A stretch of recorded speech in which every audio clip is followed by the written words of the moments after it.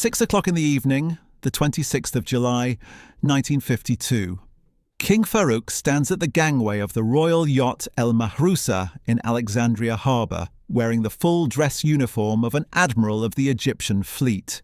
He chose the uniform himself. He said it was to honour the navy.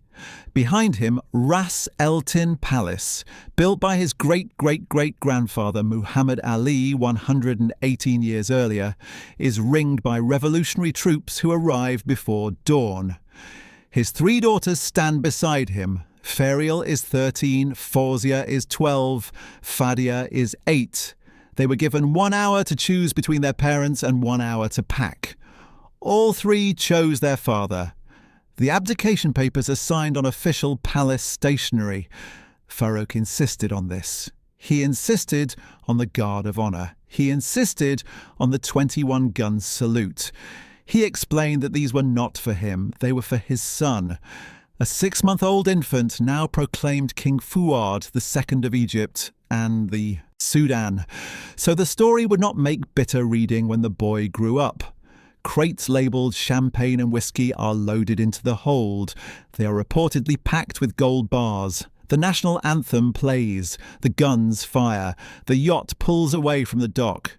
It is the same vessel on which his grandfather Khedive Ismail left Egypt for exile in 1879. No member of the Muhammad Ali dynasty will set foot on Egyptian soil again for nearly 40 years. General Mohammed Naguib, the figurehead of the revolution, arrives late. He catches Farouk's yacht by motorboat. He climbs aboard and tells the departing king that he was not responsible for what happened, that there were others, fanatical ones, and that he implores the king not to hold him personally responsible. Farouk looks at the general who has just taken his country and delivers his last recorded words on Egyptian soil. "What you have done to me, I was getting ready to do to you." The yacht clears the harbour. Alexandria disappears behind it. 148 years of dynastic rule end with a wake in the Mediterranean. The Muhammad Ali dynasty began with an Albanian tobacco merchant's son who arrived in Egypt with nothing and built an empire that stretched from the cataracts of the Nile to the walls of Constantinople. Muhammad Ali Pasha was born on the 4th of March 1769 in Kavala, Macedonia, then part of the Ottoman Empire, now northern Greece. He came to Egypt in 1801 as second in command of a 300-man Albanian regiment dispatched to expel the remnants of Napoleon's army. By 1805 he had manoeuvred, fought and negotiated his way to the position of Wali, governor, confirmed by the Ottoman Sultan himself. He was 36 years old and functionally illiterate. Within 2 decades he controlled Egypt, Sudan, the Hejaz, including the holy cities of Mecca and Medina, parts of the Levant and Syria, Crete and much of the Arabian Peninsula. The dynasty he founded produced 11 rulers across 4 changing titles: Wali from 1805 to 1867, Khedive from 1867 to 1914, Sultan from 1914 to 1922, King from 1922 to 1953. The succession ran through Muhammad Ali, then his son Ibrahim Pasha, who ruled for only 2 months before dying, then Abbas I, Said Pasha, Khedive Ismail the Magnificent, who opened the Suez Canal and rebuilt Cairo as the Paris of the Nile. Ismail spent over 400 million francs transforming Cairo, commissioning an opera house, paving boulevards modelled on Haussmann's Paris, and hosting the canal's opening on the 17th of November 1869, before an audience that included Empress Eugénie of France.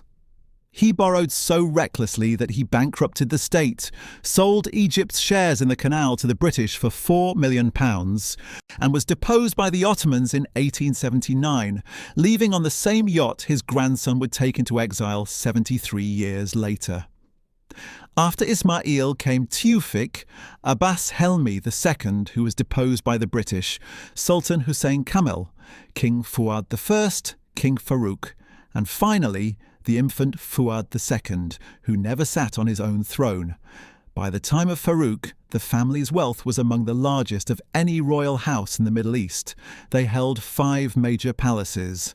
Abdeen Palace in Cairo had more than 500 rooms and covered 24 feddans, built between 1863 and 1874 by Khedive Ismail at a cost that nearly bankrupted the treasury.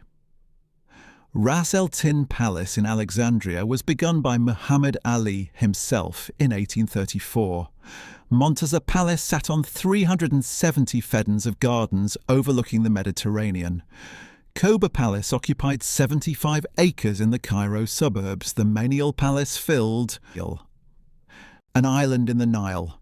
Beyond the palaces, the royal family held over 75,000 acres of prime agricultural land along the Nile, roughly 1/7 of all arable land in Egypt. They owned 200 automobiles, 2 yachts, and a jewellery collection exceeding 11,500 pieces. The estimated fortune stood at 50 million Egyptian pounds, approximately 140 million American dollars in 1950, or the equivalent of more than $2 billion today. This is what was aboard the yacht.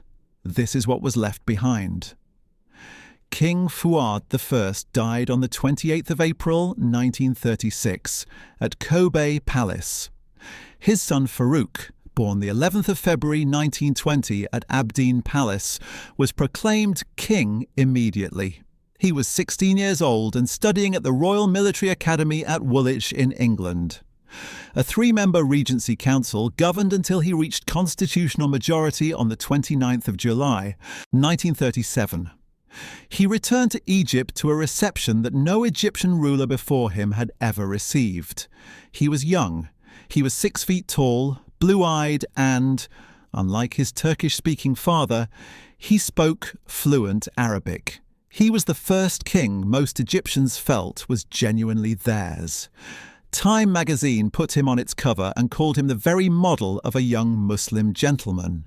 He married Safina Zulfikar, renamed Queen Farida. On the 20th of January 1938 at Kuba Palace, she was 16. He was 18. Cairo celebrated for 3 days. The fracture came on the 4th of February 1942. The British ambassador, Sir Miles Lampson, surrounded Abdeen Palace with tanks and soldiers, marched into the king's study and delivered an ultimatum. Appoint the Wafd party leader Mustafa al-Nahas as prime minister or abdicate immediately.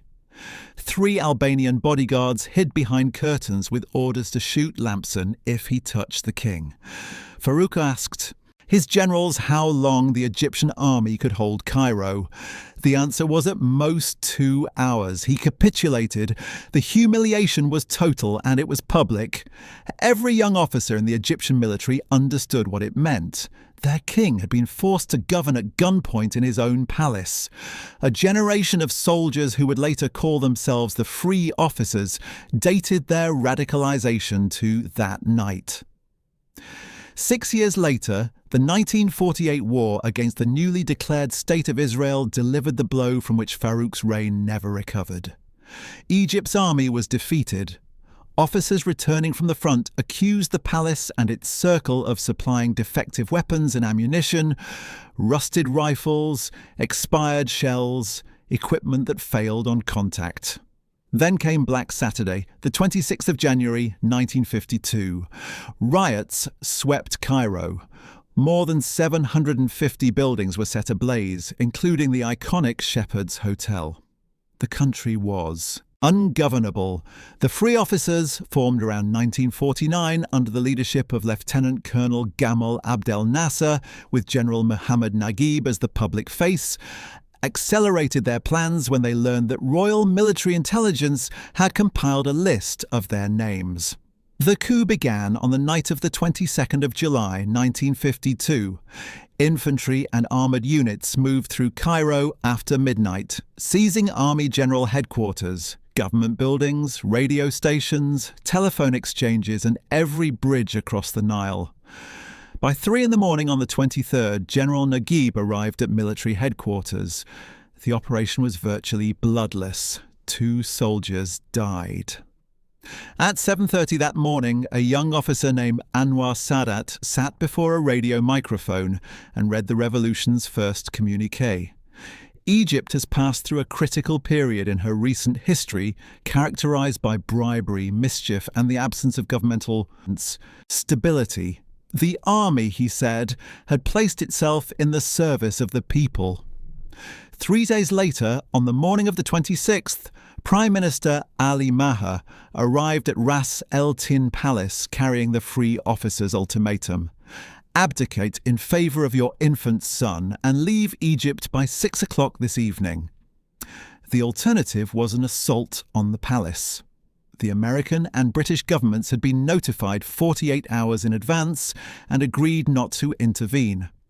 The CIA had already been running a covert operation, internally designated Project FF, initially aimed at pressuring Farouk into reforms and later redirected towards supporting his removal.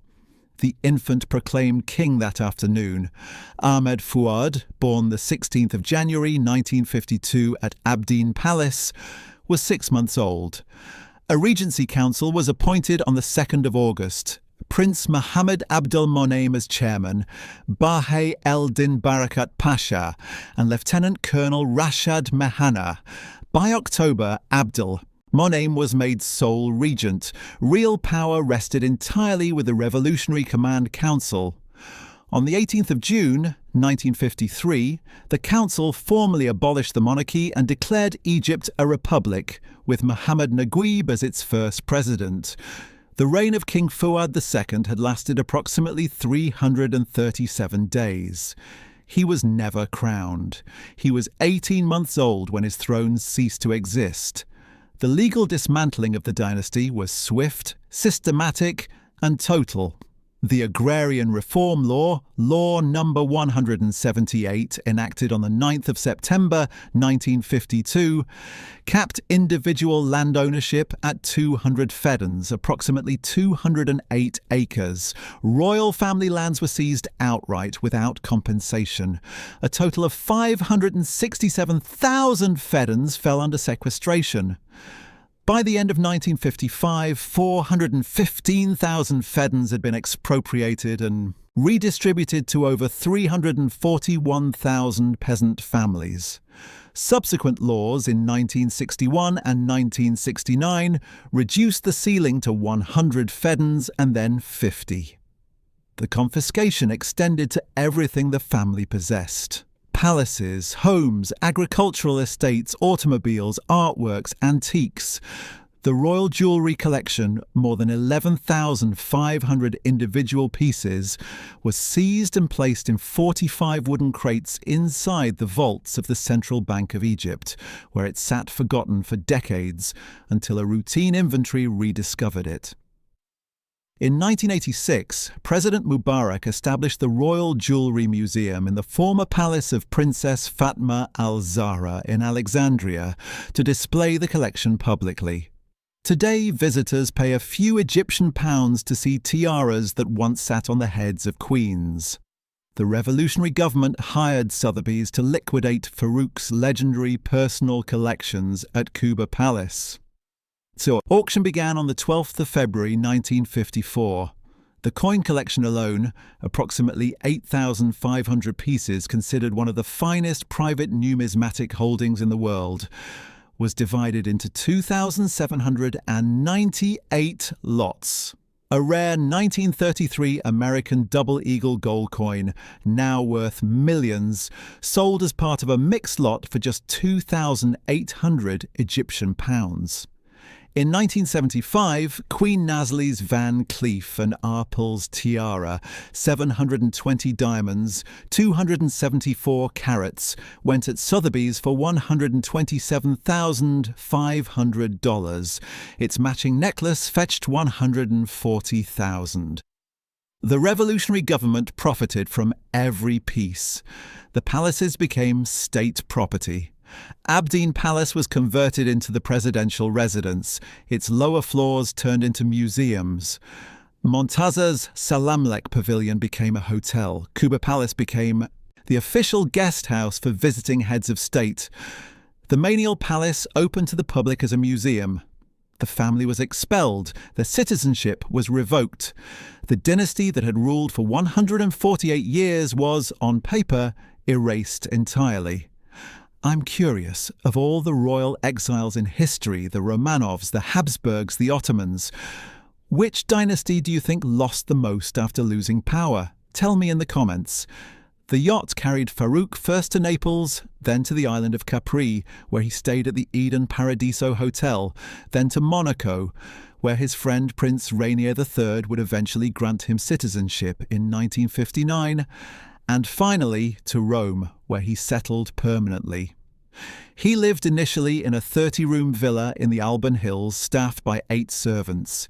He spent his days at the Café de Paris on the Via Veneto, and his nights in the casinos and nightclubs of the Italian capital.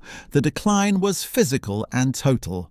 The once handsome king, who had arrived in Egypt at 16 to crowds weeping with joy, ballooned to nearly £300. He reportedly consumed 600 oysters a week. He was a chain smoker who gambled constantly. During his reign, he had reportedly lost more than $100,000 a week at casino tables. In Rome, he became known as the King of the Night.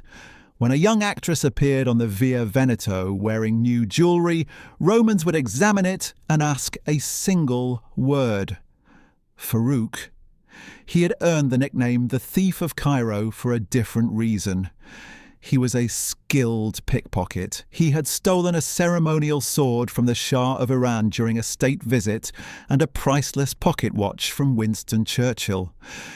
His companion in exile was Italian opera singer Irma Capece Minutolo, who decades later claimed they had married in the Islamic tradition, a claim that remains unverified. At some point during his reign, speaking to a gathering that included the Nobel laureate, Lord Boyd Orr, Farouk had delivered what became his most famous prophecy: "The whole world is in revolt. Soon there will be only 5 kings left: the King of England, the King of Spades, the King of Clubs, the King of Hearts, and the King of Diamonds." On the night of the 17th of March 1965, Farouk dined at the Ile-de-France restaurant on the Via Aurelia, near Vatican City. His companion was a 28-year-old woman named Anna Maria Gatti. He ordered oysters, roast lamb, cake and fruit. At approximately 1:30 in the morning, while smoking a cigar after the meal, he said he felt faint, clutched at his throat and collapsed forward onto the table. He was rushed to San Camillo Hospital and placed in an oxygen tent. He died minutes later. He was 45 years old. The items found on his body: a gold wedding ring, a cigarette lighter, a watch, a pillbox, initialed F, dark glasses, a loaded Beretta automatic, and a billfold containing $115 in Italian lire and $2,500 in American bills. His estate was valued at $3 million. The man who had inherited $140 million had spent or lost nearly all of it in 13 years. No formal autopsy was performed. Suspicion that Farouk was poisoned on Nasser's orders has persisted since the night he died. Ibrahim Baghdadi, a former Cairo Governor-General who was working as a waiter at the Ile-de-France, was accused of administering the substance. Egyptian intelligence chief Salah Nasser reportedly later indicated that aconitine, a rare, difficult-to-detect alkaloid, had been used. Farouk's eldest daughter, Princess Fariel, believed for the rest of her life that the free officers had killed her father.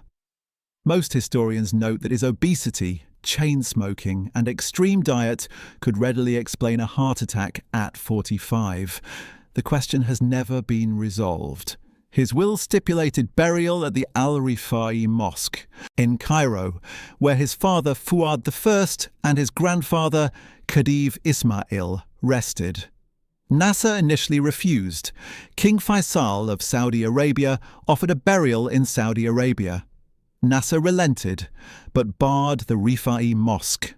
Farouk's body was returned to Egypt on the 31st of March 1965 under cover of night and secretly interred at the Ibrahim Pasha burial site in Cairo's Imam al-Shafi'i district. His remains were eventually moved to the Al-Rifa'i Mosque, where he now lies beside his father, his grandfather, and, in a final irony, his former brother-in-law, the last Shah of Iran, Mohammad Reza Pahlavi. Two deposed kings, two destroyed dynasties, resting side by side in a mosque in a republic. Queen Farida, born Safina Zulfikar on the 5th of September 1921 in Alexandria, the daughter of Judge Youssef Zulfikar Pasha, married Farouk at 16 and bore him 3 daughters. Fariel in 1938, Fazia in 1940, Fadia in 1943. Farouk wanted a son. Each daughter was a disappointment. Fadia's birth was the last. He blamed Farida for being physically unable to give him boys and divorced her on the 19th of November, 1948, a decision so unpopular that he was publicly hissed at the Cairo cinema. After the revolution, Farida remained in Egypt, living quietly in the Zamalek district of Cairo. She moved to Lebanon in the 1960s, then to Paris, and returned to Egypt in 1974 under Sadat. She never remarried. She became a painter, her canvases influenced by Impressionism and Sufism, exhibiting in Paris and the United States to modest but genuine recognition. She died of leukemia on the 16th of October 1988 in Cairo. She was 67. She had been the only member of the immediate family to live and die on Egyptian soil. Queen Nariman, born Nariman Sadek, on the 31st of October 1933 in Cairo, the daughter of a mid-ranking government official, was the commoner whom the press called the Cinderella of the Nile. Farouk spotted the 16-year-old at his court jeweller's shop in late 1949. She was already engaged to a young lawyer named Zaki Hashem, who was working at the United Nations in New York. Farouk had the engagement broken. They married on the 6th of May, 1951, at Abdeen Palace. She was 17. Her wedding dress was embroidered with 20,000 diamonds. She bore Fouad II on the 16th of January, 1952, and accompanied Farouk into exile. Within months, she was exhausted by his infidelities and the rootless life of a deposed court. In March of 1953, she returned to Egypt alone. Farouk's condition was absolute. She could leave, but the boy stayed. They divorced on the 2nd of February, 1954. She remarried twice, first to Farouk's former physician, then to a second husband in 1967. She lived for decades in seclusion in Heliopolis, refusing all interviews. Her son later said that her memories of exile were nasty, painful, and depressing. She died of a brain hemorrhage on the 16th of February 2005 at Dar al-Fawad Hospital in Cairo. She was 71. She had spent a single year as queen and the rest of her life trying to forget it. Princess Fariel was born on the 17th of November 1938 at Montaza Palace in Alexandria. 41 cannon salutes announced her arrival. Newspapers described her face as glimmering like the full moon. She was the first child of the king and queen, and the country celebrated her as if she were the heir to everything. She was 13 years old when everything disappeared. In Switzerland, she and her sisters were enrolled at Le Grand Verger, a boarding school in Lutry near Lausanne. Their mother Farida had remained in Egypt. The girls did not see her for nearly a decade. Fariel trained at a secretarial college and took a position teaching typing and French literature at a school near Montreux. She kept her identity concealed on her father's instructions. The eldest daughter of the King of Egypt taught Swiss school children how to arrange letters on a page and told no one who she was. In 1966, she married Jean-Pierre Perretin, a Swiss ski instructor, in a ceremony in London. They had one daughter, Yasmin, born in 1967. Periton died in 1968, leaving Fariel widowed at 29. She never remarried. Over the decades that followed, she became the family's anchor. She nursed her sister Fazia through the progression of multiple sclerosis.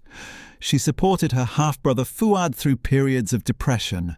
She arranged the logistics when her sister Fadia's body needed to be returned to Cairo. She attended every funeral. She organised what remained. In 2002, Fariel was diagnosed with stomach cancer. She endured treatment for 7 years. She died on the 29th of November 2009 in a hospital in Switzerland. She was 71 years old. The princess who entered the world to 41 cannon salutes left it in a Swiss hospital room after a life spent teaching typing, hiding her name and holding her family together while it disappeared around her. Princess Fazia, not to be confused with Farouk's famous sister of the same name, was born on the 7th of April 1940 at Aberdeen Palace. She was 12 when the family sailed into exile and proved to be the most restless of the siblings. She obtained a pilot's license. She earned qualification as a ship's captain. She was a trained scuba diver. She spoke 5 languages fluently: French, English, Italian, Spanish, and Arabic. She worked as a simultaneous interpreter in Switzerland, translating between languages at conferences and corporate events.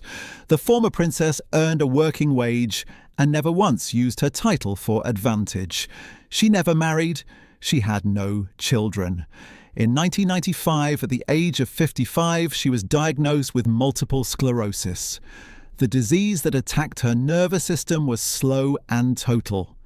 The woman who had held a pilot's license and a captain's certification lost her ability to walk, then to move, then to care for herself. Her sister Fariel nursed her through the worst of it. She died in Lausanne on the 27th of January 2005. She was 64 years old. Her body was flown to Cairo and interred at the Al-Rifai Mosque on the 30th of January. The princess, who had spent her entire adult life outside Egypt, returned only in death. Princess Fadia was born on the 15th of December 1943 at Aberdeen Palace. She was the 3rd daughter. Her arrival, another girl, not the son Farouk, desperately wanted, was described by those present as the final blow to her parents' marriage. Farouk was reportedly aghast. Within 5 years he had divorced Farida, explicitly blaming her for the absence of a male heir. Fadia was 9 years old and already, without knowing it, the reason for the dissolution of her own family. In exile, she studied painting and became an accomplished equestrian. On the 17th of February 1965, she married Pierre Alexievich Orloff, a Swiss geologist of Russian noble descent, at Kensington Registry Office in London. They had 2 sons: Michel Shamil, born on the 2nd of September 1966, and Alexander Ali, born on the 30th of July 1969. They bred and trained racehorses near Lausanne until an accident ended that livelihood. Fadia took a position as a translator for the Swiss Ministry of Tourism. The daughter of the King of Egypt translated brochures about alpine resorts for the Swiss government. She died suddenly on the 28th of December 2002 in Lausanne. She was 59 years old. The Egyptian consulate in Geneva, acting on direct orders from President Mubarak, paid for the private flight to transport her body to Cairo. The family could not afford it themselves. She was buried at the Al-Rifai Mosque next to her father, the king who had not wanted her because she was a girl, and the girl who had spent her life paying for that fact. The 3 princesses had previously attempted to sue the Egyptian government for ownership of a royal palace in the Nile Delta after their mother's death in 1988. The court ruled against them. Subscribing takes 5 seconds and helps this channel reach more people. That's all. King Fouad II was born on the 16th of January 1952 at Aberdeen Palace. He was the son Farouk had destroyed in his first marriage. He became king at 6 months old. He was deposed at 18 months. His mother left when he was approximately 2. She returned to Egypt, and Farouk's condition was that the boy stayed with him. For a long time I blamed her for that, Fouad later said. Even though I know that life with my father was not easy, he was so popular with women. Stripped of Egyptian citizenship in 1958, Fouad grew up in Cully, a small village of winemakers on the shore of Lake Geneva. He attended the local school. The other children, sons of Swiss vintners, knew him only as a foreign boy with no mother and an overweight father who appeared in the tabloids. He was bullied. He once said the hardest part was not the bullying but the silence. No one in Cully spoke about Egypt. His father spoke about Egypt constantly but refused to explain what had been lost. The boy grew up carrying a title that described a country he could not visit and a position that no longer existed, surrounded by Swiss children who did not know and would not have cared. He kept a framed photograph of Abdeen Palace on his desk at school. The other students thought it was a museum.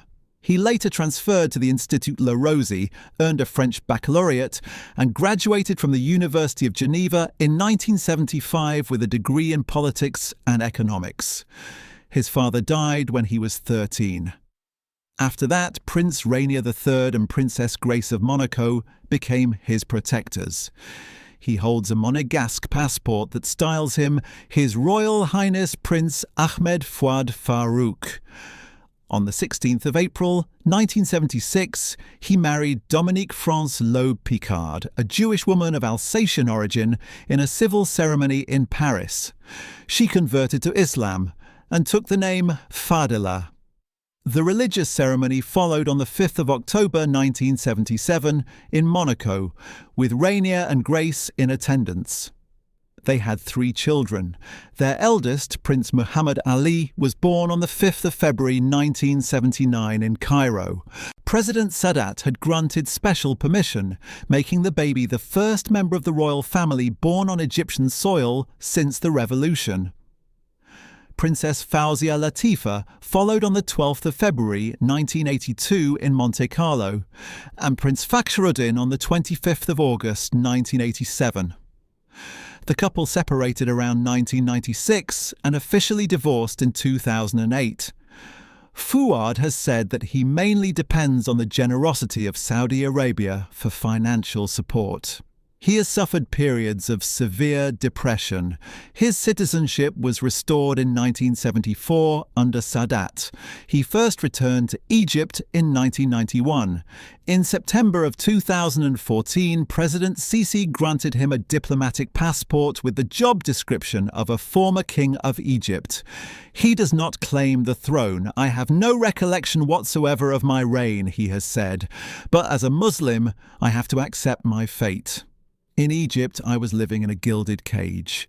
Here, I am a free man. He is 74 years old. He lives in a villa near Lake Geneva, surrounded by vineyards, holding a passport that describes a job he performed for 337 days as an infant.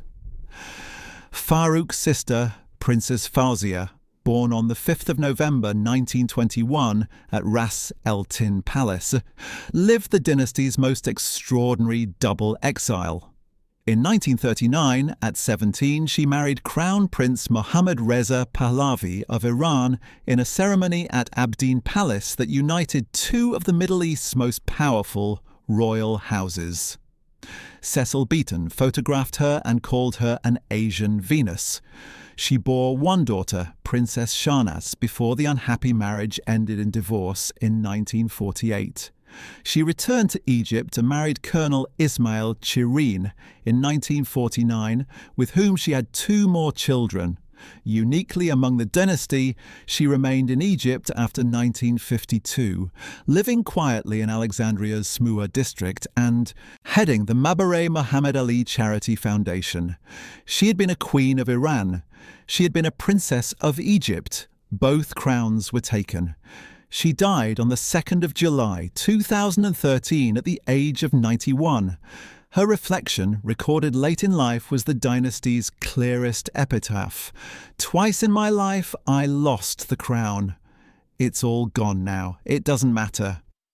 The most significant development in the dynasty's present chapter is the quiet return to Cairo of Prince Muhammad Ali, Fouad II's eldest son and heir. Born in Cairo in 1979 by special permission from Sadat, raised in Europe, he has now moved permanently to Egypt with his wife, Princess Nawal Zahar Shah of Afghanistan, and their twin children, Prince Fouad Zahar Hassan and Princess Farah, born on the 12th of January 2017. The boy's name is Fouad, fourth generation to carry it. In April of 2024, Muhammad Ali brought his children to Montaza Palace. It was the first visit by a member of the royal family in 72 years. "My father had a shattered destiny," he said in a 2025 interview. Born a child king, he lost his kingdom and his throne. For him, Egypt was a lost homeland. For me, it is a regained homeland. He has said he harbours no political ambitions. He wants only to preserve the historical, cultural and artistic heritage of the dynasty. After all, it is 150 years of history that deserves to be honoured. His sister Princess Fazia Latifa has launched an Egyptian jewellery brand and was appointed honorary ambassador for the Egyptian Fashion and Design Council in 2023. The dynasty's palaces, Abdeen, Montaza, Kube, Manial, are now museums and government buildings. The Royal Jewellery Museum in Alexandria displays the 11,500 pieces seized in 1952. Egyptian school children walk through halls their great-grandparents' generation helped build. The revolution that expelled the family now sells tickets to their memory. Montaza Palace sits on 370 feddans of gardens above the Mediterranean. More than 1 million visitors walk its grounds each year. They pass the Salamlek, where Farouk hosted state dinners, and the lawns where his daughters played before they were given 1 hour to pack. In April of 2024, a man walked through those gardens holding the hand of a boy named Fouad, the great-great-great-great-great-grandson of the Albanian soldier who built the dynasty, and the first member of the family to visit in 72 years. The republic that erased them now charges admission to their palaces. The bloodline that was abolished named its newest son after the king who never sat on his own throne.